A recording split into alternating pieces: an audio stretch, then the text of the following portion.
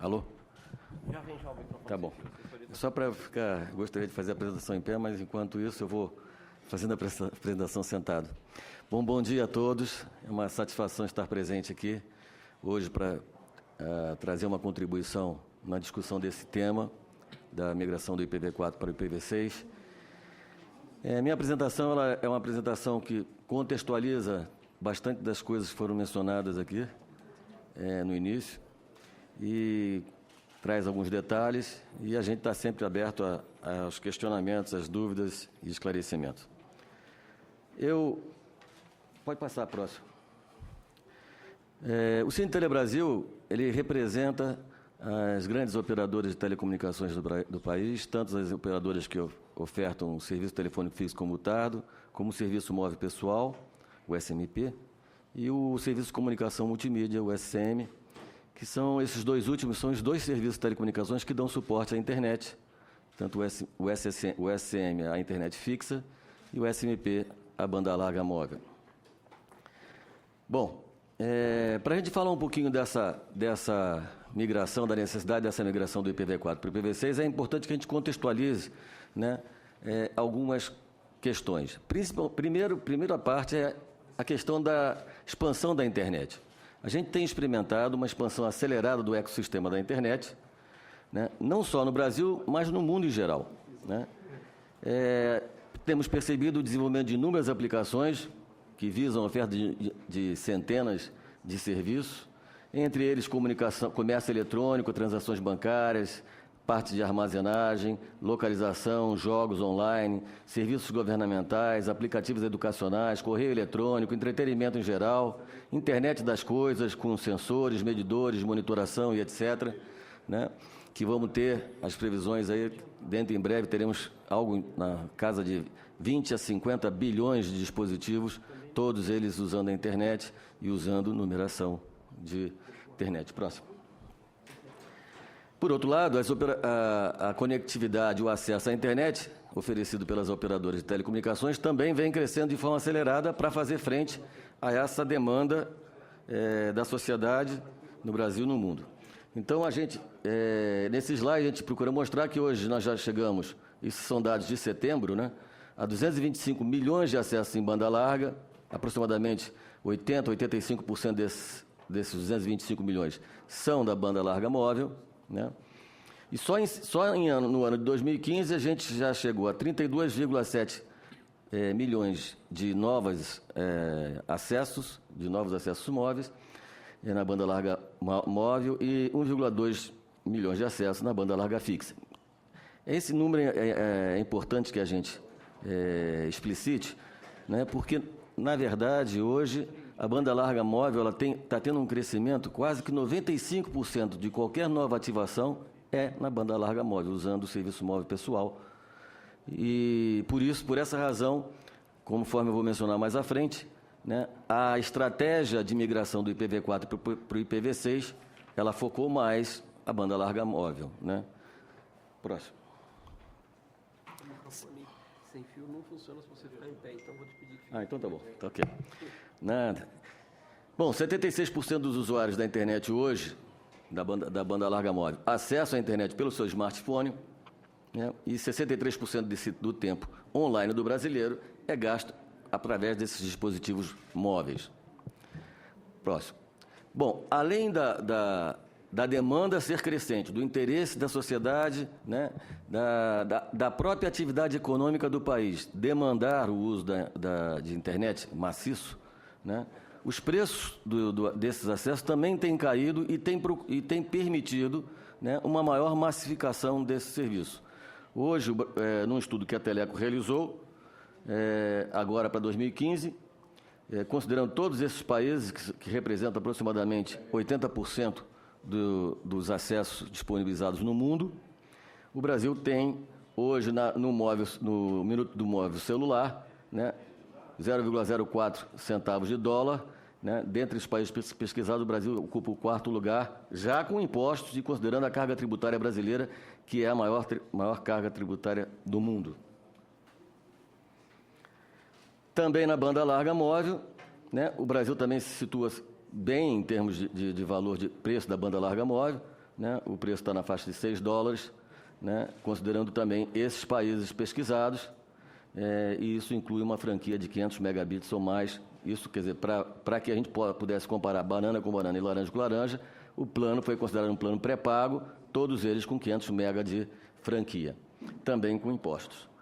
Então, quer dizer, os preços vêm caindo, o interesse da sociedade aumentando, a atividade econômica demandando o acesso à internet. O que se espera? Cada vez mais novas ativações, cada vez mais a busca por novos acessos móveis e fixos para a internet. Isso significa que a gente, conforme a gente vai mostrar, né, que nós vamos precisar de endereços IPs para poder identificar cada um dos novos usuários. Assim como foi explicado, fazendo paralelo com o serviço telefônico fixo comutado, hoje, cada terminal, cada aparelho telefônico do telefone fixo comutado, a ele corresponde um número de telefone, tá certo? No móvel, a mesma coisa. E na banda larga, esse número é o endereço IP, né? Pode passar. Então, finalizando a questão do desenvolvimento da internet, os investimentos que estão sendo feitos para acomodar o crescimento, o aumento da base e também o crescimento de tráfego, em função da variação do perfil de tráfego de cada usuário. Antigamente, um usuário, há 5 anos atrás, usava muito menos a internet do que usa hoje, né? Principalmente através dos smartphones. Então, há necessidade de se fazer um investimento significativo em infraestrutura de acesso e também na ampliação e modernização das redes, tanto de transporte como de acesso, redes de telecomunicações, que eu estou mencionando. Também os pode voltar. Também os provedores de aplicação e os provedores de acesso têm, então, demandado esses recursos de endereçamento que eu mencionei. Porque não são só os usuários que demandam os recursos de endereçamento IP, né? Claro, todos eles, vocês, para acessar a internet, vocês precisam receber um endereço IP para poder identificar naquele instante que você está acessando e se conectando à internet. Mas os provedores de acesso, os provedores de aplicação, quer dizer, provedores de conteúdo, provedores de serviço de internet de uma maneira geral, eles também precisam ter os seus endereços IPs, né? Por quê? Porque, na verdade, como foi mencionado, quando eu acesso www.globo.com, né, esse endereço ele é transformado num número para eu poder acessar. Eu preciso poder identificar o provedor de aplicação, o serviço que eu vou acessar. Então, eles também precisam de endereços IPs. Pode passar. Então, a ideia é que cada dispositivo que utilize e está conectado à internet seja identificado por um número IP, tá? Esse número deveria e deve ser único, em regime deve ser único, para que não exista na internet 2 ou mais dispositivos com o mesmo endereço, né? É importante que se diga também que os endereços IPs eles identificam terminais e não pessoas, né? Na verdade, diferente do SMP, né, quando você tem um número, você associa aquele número a uma determinada pessoa, né, porque é um serviço móvel pessoal, né? Ele é móvel, mas ele é pessoal. No caso dos endereços IPs da internet, né, principalmente na banda larga fixa, você está identificando um dispositivo. Pode ser um tablet, pode ser um computador. Quem está usando aquele computador, quem está usando aquele tablet, não se sabe. Mas a informação é que aquele dispositivo, aquela máquina, se conectou num determinado momento à internet. E os dispositivos podem ser dos usuários, podem ser equipamentos de rede das operadoras de telecomunicações ou podem ser servidores de provedores de aplicação. Então, todos esses agentes que atuam no ecossistema da internet, eles recebem e necessitam de endereços IP. Bom, para evitar a utilização de endereços IPs duplicados, essa distribuição, então, tem que ser controlada. Tanto isso acontece no Brasil, como acontece no mundo, e existe um conjunto de entidades que dividem essa responsabilidade. A nível mundial, o IANA, né, é o grupo que executa a função de fazer a gestão de toda a numeração IP. Na América Latina, o LACNIC é a entidade que faz, então, a distribuição dos números entre os países da América Latina. E aqui no Brasil, é o NIC-BR. Quem é o NIC-BR? O NIC-BR, o professor Demi pode falar com muito mais propriedade do que eu, mas o NIC-BR é o braço operacional do Comitê Gestor da Internet, o CGI, né? Ele que executa uma série de funções né, para a avaliação da internet no Brasil. E eles que, efetivamente, têm a responsabilidade de controlar o estoque de endereços IPs e distribuir esses estoques entre os diferentes sistemas autônomos. E sistema autônomo, a princípio, pode ser uma operadora de telecomunicações, pode ser um provedor de aplicação, né, todos aqueles que, efetivamente, recebem endereçamentos IP. A versão 4 do protocolo IP, que é o chamado IPv4, por isso que é IPv4, porque é a versão 4 do protocolo IP, ela possibilita 4,3 bilhões de endereços, através de 4 grupos de 8 bits, totalizando 32 bits. Então, fazendo combinação desses 32 bits, a gente chegava a 4,3 bilhões de endereços. Quando foi lançada a internet, né, e com o uso da versão 4 do protocolo IP, a gente entendia, pronto, temos endereçamento suficiente aí para o resto da vida. Né? 4,3 bilhões, isso. Entretanto, a gente percebeu que, em função desse consumo e essa demanda por numeração IP, os 4,3 bilhões se esgotaram em algumas regiões do mundo onde a banda larga está bem mais desenvolvida. E no Brasil, havia previsão que esse esgotamento acontecesse em 2014. Pode passar a próxima. Então, isso realmente aconteceu. Em junho de 2014, o NIC-BR, então, formalizou o esgotamento do estoque dos endereços IPv4, né? E a solução seria a migração para a nova versão do protocolo, que é a versão 6 do protocolo IP. E essa versão 6, em vez de trabalhar com 4, trabalha com 8 conjuntos de 16 bits, totalizando 128 bits que você vai combinar. E aí você chega a 340 andecilhões, que eu não sei nem como mensurar um número desse, né? Mas é um número enorme, e que são, para vocês terem ideia, 48 vezes 10 elevado a 18 endereços por habitante do planeta Terra. Então, conforme o colega mencionou, a gente acredita que essa capacidade de endereçamento seja para o resto da vida mesmo. Pelo menos da minha, com certeza será. Bom, pode passar. E aí existiam alguns desafios. Quais são os desafios? Primeiro, como fazer a migração do IPv4 para o IPv6? Não é uma coisa simples, né? Conforme eu vou mostrar aqui para vocês, né? É uma coisa que envolve muitos agentes, né? E que há necessidade, não dá para fazer essa coisa de forma sincronizada, e há necessidade de que todos, no espírito de colaboração, né? Todos esses agentes que atuam na cadeia de ecossistema da internet, eles possam fazer a sua parte e fazer essa migração. Então, como conciliar o crescimento e interesse pela internet e a demanda por novos endereços IPv4, tanto pelos usuários como pelos provedores de acesso à internet, como também pelos provedores de aplicação, com esse esgotamento, né? A ameaça desse esgotamento levou o NIC desde 2011, a montar um grupo de trabalho onde participaram a Anatel, o Ministério das Comunicações, Polícia Federal, o Ministério Público, diversas outras esferas do governo federal, nós, os provedores de acesso à internet, os provedores de aplicação, bancos, provedores de conteúdo, etc. A FEBABRAN estava presente também nesse grupo de trabalho. E todos estavam discutindo, já em 2011, então não é uma coisa nova para ninguém foi pego de surpresa, né?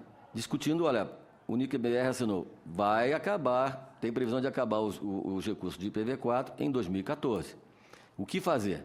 Né? E aí começamos a analisar os impactos, de forma bastante técnica, os impactos desse esgotamento e como fazer a migração para o IPv6.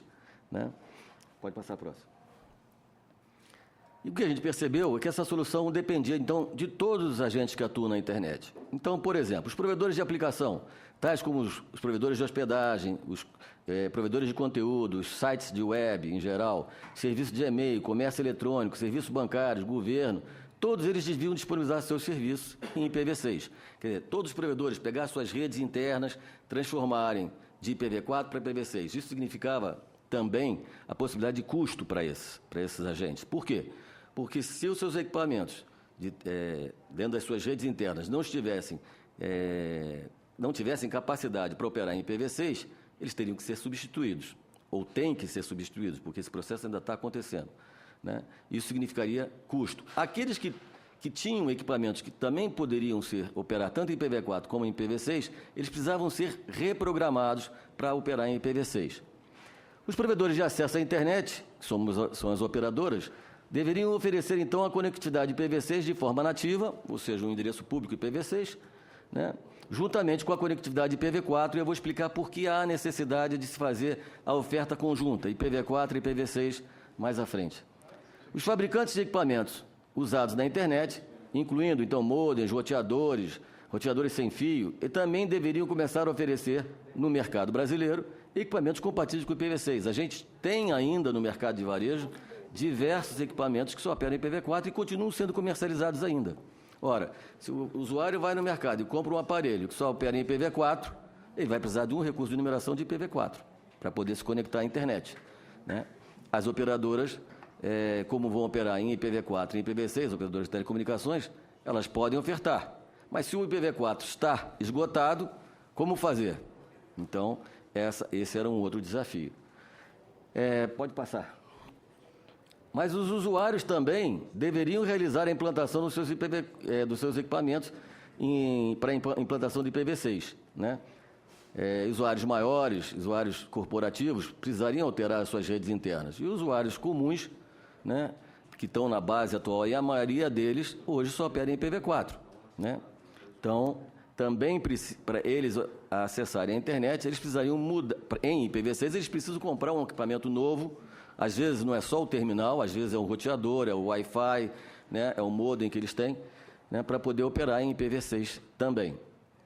O governo também, considerando os três poderes em suas diversas instâncias, também deveria estabelecer normas internas com um cronograma para mudar os seus sistemas para o IPv6. Além disso, também as universidades e os centros de pesquisa, né, também deveriam fazer esse trabalho. Então, vejam só quantos agentes estão envolvidos e basta um não ter migrado, né, que já gera o problema do compartilhamento IPv4 e IPv6. Próximo. É importante que se diga aqui também algumas dificuldades da migração. Primeiro, é impossível migrar todo mundo simultaneamente, estabelecer uma data, todo mundo dia tal vira a chave. Porque isso ficaria muito difícil, porque são muitos agentes. Por exemplo, eu coloco aqui num slide mais à frente, o governo federal já abriu um grupo de trabalho para discutir essa questão da migração das redes do governo e estabeleceu um cronograma de 2018 para concluir isso. Ora, 2018, ainda faltam 3 anos por vir, né? Então, a questão era, e também a definição de uma data, né, deveria significar o seguinte, ó, a partir daquela data, quem não tiver em IPv6 não vai navegar mais na internet, né? Isso é um outro ponto, onde a gente tem muitos provedores de aplicação, que são pequenos provedores, blogueiros, etc., né, que poderiam ser, eventualmente, cortados da sua navegação. Então, essa não foi a linha que foi adotada. Então, as empresas de telecomunicações tiveram que adotar algumas soluções para poder endereçar esse problema. Uma outra coisa que é importante dizer é que o IPv4 e o IPv6 não são compatíveis. Então, nessa figurinha que eu estou apresentando aqui para vocês, aqui é o usuário, aqui são os provedores de aplicação, pode ser um provedor de conteúdo. O vermelho é o IPv6, o verde é o IPv4 e aqui é a rede das operadoras. Ora, então, se o usuário tiver um equipamento que funcione em IPv6, né, ele não pode acessar um conteúdo em IPv4. Ele não pode. Mesmo que a operadora disponibilizasse para ele um caminhozinho verde para ele aqui, mas ele chega aqui e ele não acessa, né? Então, a mesma coisa, o contrário, ou seja, se um usuário ele só funciona em IPv4, o aparelho, o terminal dele, o móvel, ou o computador dele, ou o tablet, só funciona em IPv4, ele não consegue acessar um conteúdo, um serviço que funcione em IPv6 apenas. Então, vejam bem, senhores, se enquanto eu tiver conteúdos em IPv4, né, as operadoras vão ter que oferecer aos usuários endereços IPv4 e IPv6 simultaneamente, né? Essa base vai crescendo, eu vou precisar oferecer cada vez mais endereços IPv4, não os tenho, né? Então, mesmo que todas as operadoras de telecomunicações já tenham os seus sistemas em IPv6, ainda assim o problema permanece. Por quê? Há necessidade que os outros migrem também, né, para que, eventualmente, a conexão possa ser feita toda ou em IPv6, pura e simples, porque senão a gente vai ter essa questão do dual stack. Por essa razão, as empresas, então, precisaram adaptar suas redes para fazer o suporte simultâneo tanto de IPv4 como de IPv6, que a gente chama de dual stack. Enquanto houver usuários, então, como eu mencionei, e provedores de aplicação operando apenas em IPv4, as prestadoras de telecomunicações têm que oferecer simultaneamente o endereço IPv4 ou IPv6. Naquele momento, na hora que a pessoa vai se conectar na internet, ela recebe os dois endereços. Se ela for acessar um conteúdo, né, a gente tem grandes provedores de aplicação já estão operando em IPv6 também. Eles oferecem seus conteúdos em IPv4 e IPv6. Né? Então, o usuário pode priorizar a conexão em IPv6. Agora, se ela for acessar um provedor de aplicação que só funciona em IPv4, necessariamente ela precisa usar o endereço IPv4 que a operadora está lhe oferecendo. Posso? Isso aqui é o que eu expliquei. Então, por exemplo, só pegando o caso do governo, que é 2018, então, por exemplo, até o final de 2018, o governo vai estar operando em IPv4. Né? Então, os usuários só vão poder acessar os serviços governamentais e etc., né, se fizerem esse acesso através do endereço IPv4, tá certo? Mesmo as operadoras estando oferecendo ao usuário um IPv6, mesmo o usuário tendo trocado o seu equipamento terminal e tendo adquirido no mercado de varejo um equipamento que funcione em IPv6. Então, ainda assim, ele não vai poder acessar até 2018 o conteúdo do governo federal, dos serviços e aplicativos disponibilizados pelo governo, baseados em IPv6. Pode passar o próximo. Bom, foi então um consenso entre os técnicos no âmbito do NIC-BR, quer dizer, envolve todos aqueles agentes que eu mencionei naquele slide no início, né? Foi uma discussão bastante técnica, com pessoas, engenheiros e pessoal da área de informática, né, que se debruçou sobre as alternativas e, em função disso que eu mencionei, a única solução que identificaram como viável para fazer a transição e evitar o colapso da internet, porque não dava para parar de vender acesso à internet, né, então, foi fazer, então, a solução do compartilhamento dos endereços IPv4. Bom, e aí, dentro da implementação dessa solução, a contratação, os testes, a implantação da plataforma CGNAT, que é o Carry Great NAT, que é a plataforma que permite, então, o compartilhamento dos endereços IPv4.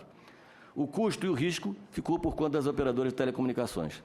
Então, coube às operadoras de telecomunicações fazer as suas opções na sua rede para oferecer o IPv6 e, ainda assim, fazer investimentos na contratação dessas plataformas para poder fazer o compartilhamento dos endereços IPv4, que foi a solução identificada no âmbito do grupo de trabalho do NIC-BR, e é importante que diga também que, logo mais tarde, por volta de 2013, a Anatel também criou um grupo de trabalho, e esse grupo de trabalho da Anatel também identificou que essa solução de compartilhamento de IPv4 seria a solução a ser adotada de forma transitória. Bom, o NAT 44, então, que é a ferramenta que faz o uso do compartilhamento, permite, então, que diferentes usuários façam uso, no mesmo instante de navegação na internet, de um mesmo endereço IPv4. Porém, em portas lógicas distintas. Né? Isso, na verdade, é você, quando você navega na internet, você usa o endereço IP e usa uma porta lógica de origem. Né? As portas lógicas são inúmeras. Né? E, então, da combinação de um endereço IP num determinado momento com a porta lógica que você está usando, você consegue identificar, e aí a porta lógica não é compartilhada, você consegue identificar univocamente quem é que está usando aquele IP com aquela porta lógica. Pode passar. Bom, um pouquinho mais de detalhamento da solução de transição. O compartilhamento, então, é via NAT 44, mas ele não se dá para qualquer endereço IP. Isso é importante se dizer. É qualquer endereço IP público que vai ser compartilhado? Não. Foi estabelecido um range de endereços IPs privados, inclusive, né? Esse padrão do IETF, o RFC 6598, já tinha reservado, já há muito tempo, um grupo de endereços para eles poderem ser utilizados para um eventual compartilhamento. Então, esses endereços, e não pode ser qualquer endereço privado, porque senão pode haver problema de conflito entre a rede pública das operadoras e a rede privada dos usuários, né? Das redes, pode ser usuário corporativo, uma empresa, etc., né? E não poderia haver conflito de endereço IP privado, então, por isso, a Anatel definiu que as empresas deveriam usar esse standard aqui, esse grupo de endereços privados. A solução de transição terá que se prolongar enquanto os demais agentes da internet não migrarem para o IPv6, conforme eu expliquei.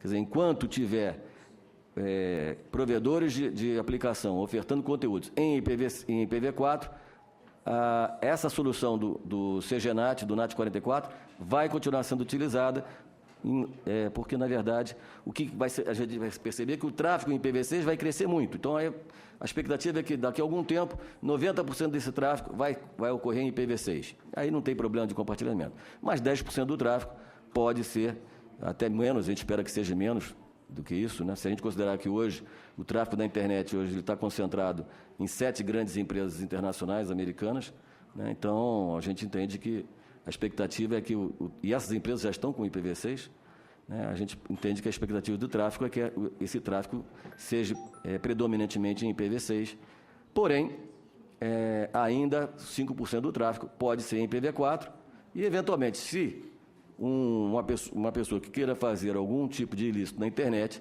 quiser entrar no anonimato, ele pode privilegiar o acesso à internet via IPv4, né, e não em IPv6. Bom, quanto mais tempo demorar a solução de transição, então, maior é a razão de compartilhamento também, porque isso foi uma outra coisa, que a gente teve uma preocupação junto nos grupos de trabalho, tanto do NIC como da Anatel, né? A ideia era se trabalhar com uma razão de compartilhamento mínima possível, 2 para 1, 5 para 1, e é o que a gente está implementando. A estratégia de migração, né, procurou fazer com que a razão de compartilhamento fosse a mínima necessária, né? Mas, quanto mais tempo essa situação de paralelismo entre IPv4 e IPv6 permanecer, mais tempo a gente vai ter que usar o NAT44 e provavelmente a razão de compartilhamento deve aumentar e aí a gente passa para números muito maiores do que esses que eu mencionei. Pode passar a próxima? Bom, o compartilhamento então dos endereços IPv4 leva à necessidade então dos provedores de acesso e também os provedores de aplicação guardarem a porta lógica de origem, né? Porque, senão, por exemplo, se a Polícia Federal, o Ministério Público, for num provedor de aplicação, um provedor de conteúdo, por exemplo, e perguntar, eu gostaria de saber quem foi que te acessou aqui a tal hora, ele vai apresentar um endereço IP. Aí vai entregar esse endereço IP, o Ministério Público vai na operadora e pergunta, quem é que estava usando esse endereço IP nesse momento, nessa hora?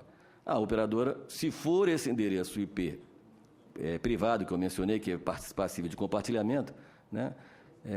A empresa vai ter que oferecer para o Ministério Público um grupo de usuários. Não vai haver uma possibilidade de fazer a identificação unívoca do usuário. Agora, se a operadora receber o número do IP mais a porta lógica de origem, né, aí sim a gente informa quem é a pessoa que estava usando aquela porta e aquele IP, mesmo compartilhado, naquele determinado momento.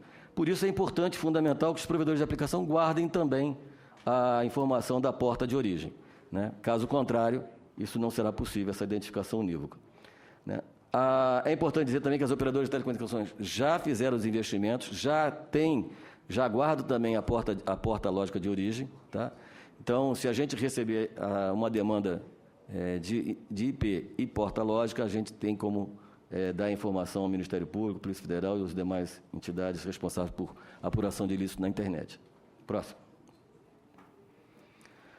Bom, e qual é o compromisso das operadoras? Bom, o primeiro compromisso que foi atendido foi a disponibilização da oferta de IPv6 peering no trânsito. Ou seja, não adianta também uma empresa fazer todo o investimento para transformar a sua rede, ajustar em dual stack, ou seja, em IPv6 e IPv4, se na hora que ela vai fazer a conectividade com outras empresas, não lhe é oferecida a possibilidade de ela seguir com o tráfego em IPv6. Então, o trânsito era muito importante que fosse disponibilizado em IPv6, isso também já está acontecendo desde o início do ano.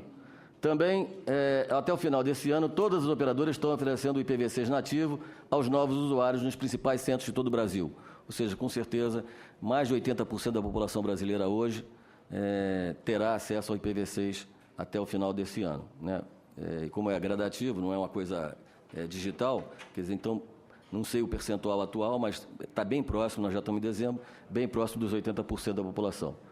A partir de 2016, isso também é importante que se diga, nas localidades onde não houver oferta do IPv6, as operadoras de telecomunicações devem alocar ao usuário, de forma dinâmica ou fixa, um endereço IPv4 público não compartilhado. Então, aonde eu não possa ofertar o IPv6, a gente assume o compromisso de ofertar um IPv4 público não compartilhado.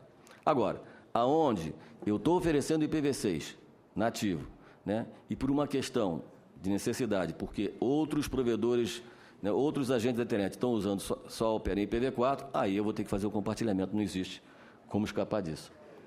Bom, o atendimento à base legada dependerá da capacidade da rede IPv6 implantada na localidade. A ideia também não é trocar a base legada, né, até porque isso seria impor ao usuário um custo e a gente não acha justo e não há também necessidade disso.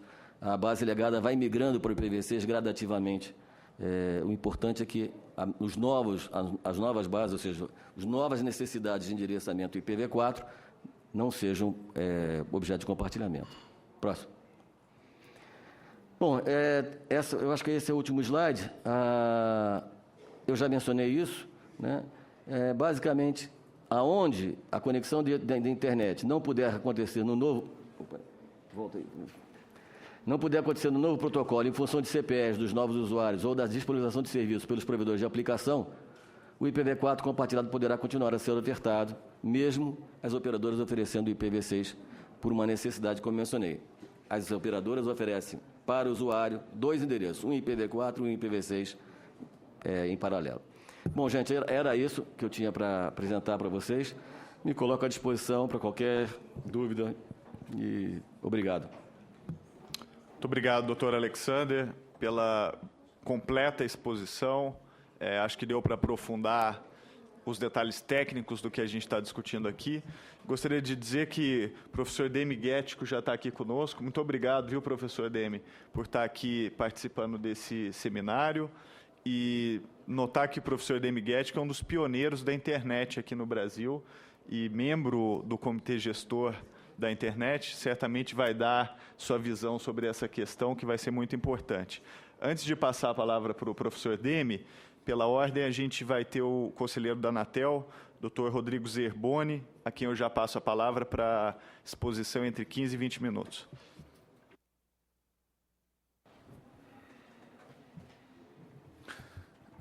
Bom dia a todos.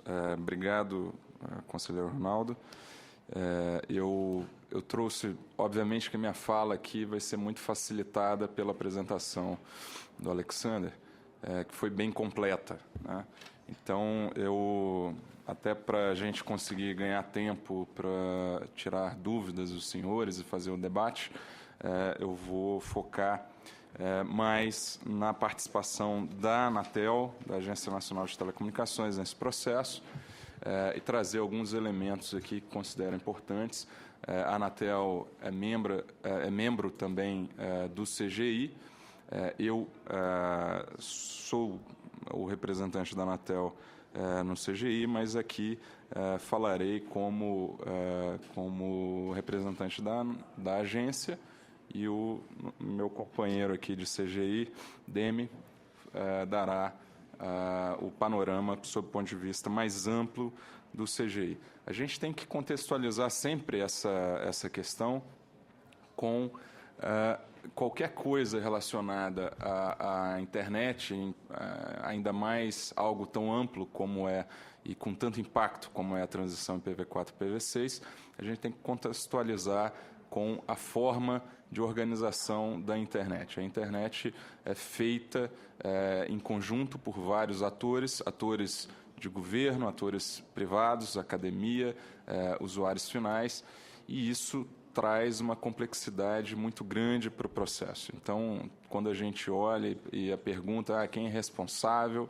como é que eu faço para obrigar, é sempre algo muito complicado de se lidar no âmbito da internet. Então, isso, como foi bem colocado aqui pelo Alex, a gente tem a necessidade de migração de todos esses atores, de preparação para o IPv6 de cada um desses atores. seja quem coloca o conteúdo na rede, quem é responsável pela transmissão desses dados, são as empresas de telecomunicações, pelo usuário final. Então, enquanto não houver a migração total de todos esses atores, a gente ainda tem que trabalhar com esse ambiente de transição. No caso da... não passa, não? Entendi. Pode passar, por favor? Qual é, então, quais são os desafios, antes de entrar um pouquinho nesse slide, quais são os desafios que a gente observou em relação a esse processo? É exatamente a dificuldade de... dificuldade que temos de coordenação e, principalmente, que a gente chama de enforcement, né? Como fazer com que os atores, de fato, gastem um dinheiro, precisa de investimento, façam o investimento necessário para se preparar para o processo. Então, botar isso para rodar, para andar. A gente viu que, ao longo do tempo, como o Alex colocou, desde 2011 existe o grupo, no âmbito do CGI, mas a gente viu, ao longo desse período de tempo, que a evolução estava muito tímida, exatamente porque o modelo sem enforcement nenhum, ou seja, sem nenhuma obrigação, acabava travando um pouquinho essa evolução, os diversos atores acabavam não saindo do lugar. Foi aí que a Anatel, conversando também com o NIC e com as prestadoras, decidiu implementar um grupo de trabalho na agência, esse é um grupo de trabalho diferente do grupo de trabalho do CGI, em que em que o NIC participa e as operadoras de telecomunicações, em que a Anatel tinha a seguinte meta: olha, ok, você tem diversos atores, inclusive atores não regulados pela Anatel, ou seja, quem coloca um conteúdo na rede, esse ator não é regulado pela agência, que também esse ator precisa se preparar, mas como a gente tinha grande parte desses atores, são as empresas de telecomunicações, são sim reguladas. E, obviamente, que a Anatel também tem poder de certificação de equipamentos de telecomunicações. Então, a partir disso, a Anatel falou, então, para esses atores que são sim regulados pela Anatel, nós vamos ter uma abordagem um pouco diferente. E aí, a partir dessa portaria, a Anatel começou a fazer essa coordenação específica direcionada para tanto equipamentos quanto serviços de telecomunicações e com o objetivo de, a partir dessa parte do ecossistema, se preparar efetivamente para a versão IPv6. Tá? Isso lidou tanto com a parte de serviços, como disse, quanto a parte de certificação de equipamentos. Obviamente que na linha do que foi colocado, um primeiro aspecto a gente precisa garantir a transição, né? E a transição é baseada nesse sistema, o CGNAT, em que ele é baseado no compartilhamento do IPv4. Isso é necessário para que a internet continue acessível às pessoas neste momento em que há o esgotamento do IPv4. Okay? Então, esse é um sistema em que, como disse o Alex na apresentação dele, você tem um compartilhamento lógico desse IPv4 colocado ao usuário com diferentes portas lógicas. Então, a disponibilização do IPv6, a partir das discussões desse grupo de trabalho, também ficaram algumas metas específicas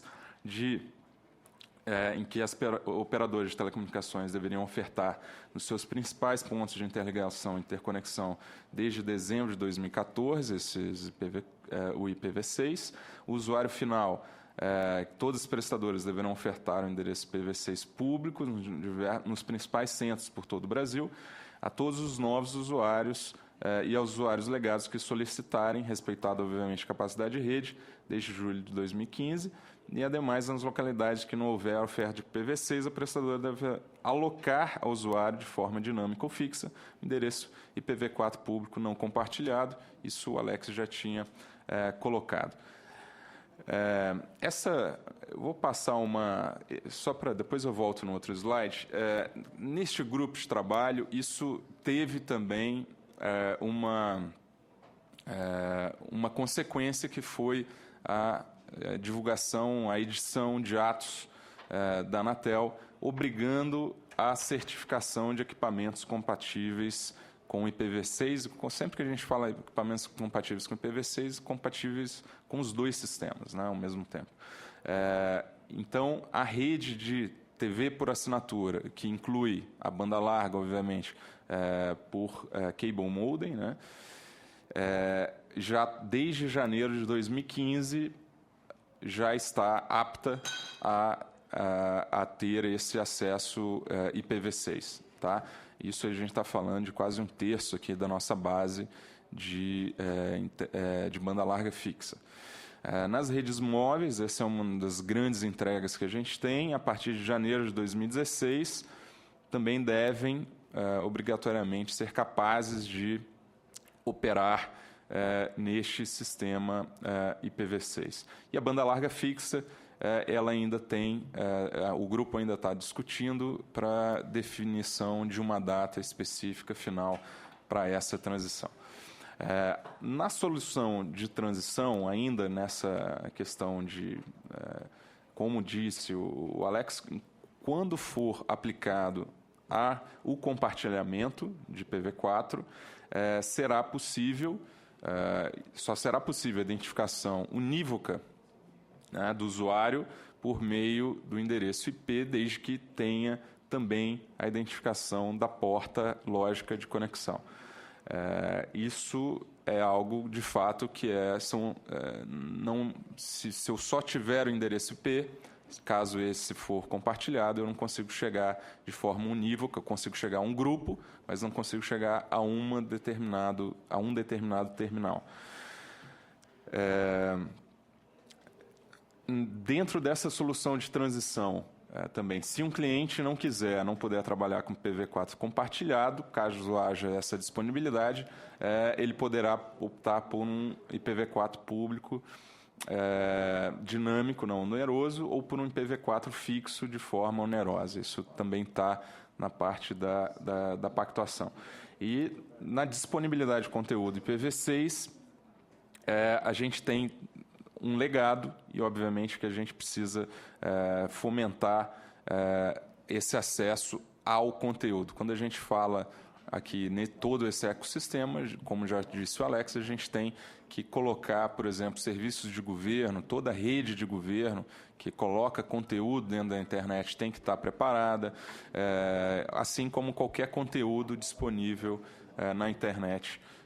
Caso contrário, não teremos acesso a esse tipo de conteúdo. Então, é fundamental que todos os atores se preparem. Aqui, acho que o Demi vai falar um pouco mais, só para exemplificar que nessa transição a gente precisa aumentar também a nossa capacidade de informação, de educação do usuário, para que ele saiba se ele está, de fato, preparado ou não para essa transição, e tome, dentro das suas possibilidades, converse com suas operadoras e tome algumas providências para se preparar.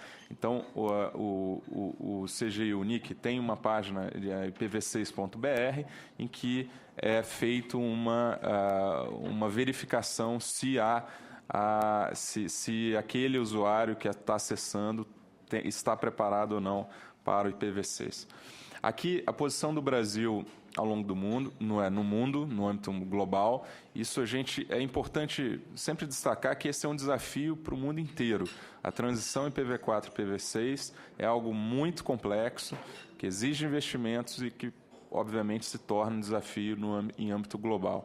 Quanto mais escuro tiver no gráfico, mais preparado está o país. Obviamente, a gente vê aqui, principalmente, alguns países, Estados Unidos, alguns países europeus. O Brasil está numa posição intermediária, mas ainda, como os senhores podem ver, comparados a França, Reino Unido, Canadá, ou seja, vários países desenvolvidos do hemisfério norte.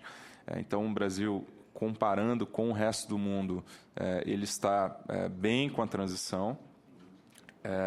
Aqui só um índice geral de migração Brasil. Hoje esse é um dado da Cisco, de monitoramento de evolução dos países. Hoje o Brasil tem 26% de transição feita.